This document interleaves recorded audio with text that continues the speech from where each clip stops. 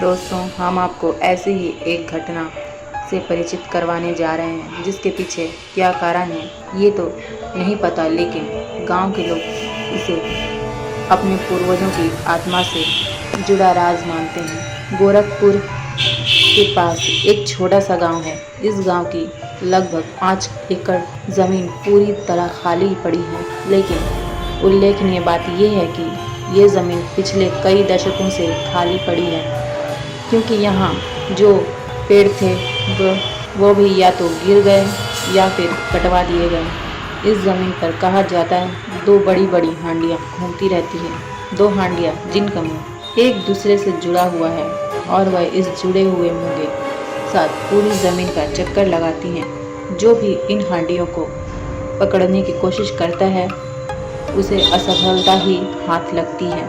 वह किसी के हाथ नहीं आती और कहाँ छिप जाती हैं ये कोई नहीं जानता।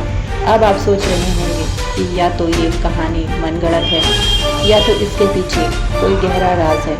जी हाँ, इन हांडियों को वहाँ विचरण करने के पीछे एक गहरा राज है और गांव वालों के अनुसार वो राज है धन दौलत।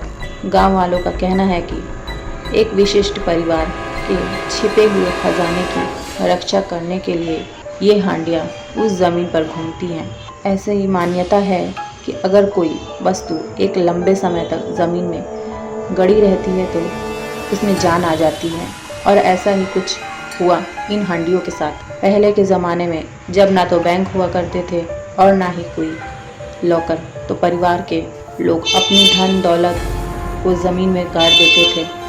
काफ़ी समय तक ज़मीन में गड़े इस खजाने की जब किसी ने खोज खबर नहीं ली तो वह खजाना जीवित हो उठा और उस ज़मीन पर भ्रमण करने लगा।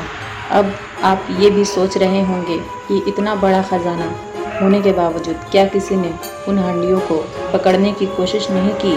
तो इस सवाल का जवाब हम आपको देते हैं कि कोशिश तो की, लेकिन वह हांडियाँ किसी के हाथ आने के लिए तैयार नहीं हैं।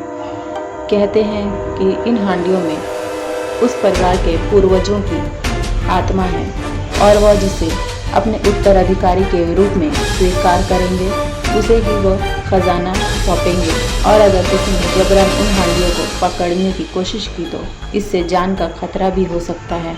अभी तक उस परिवार की सभी पीढ़ियां इस खजाने को पाने के लिए हांडियों को काबू में करने की कोशिश कर चुकी हैं, लेकिन किसी को सफलता हासिल नहीं हुई है।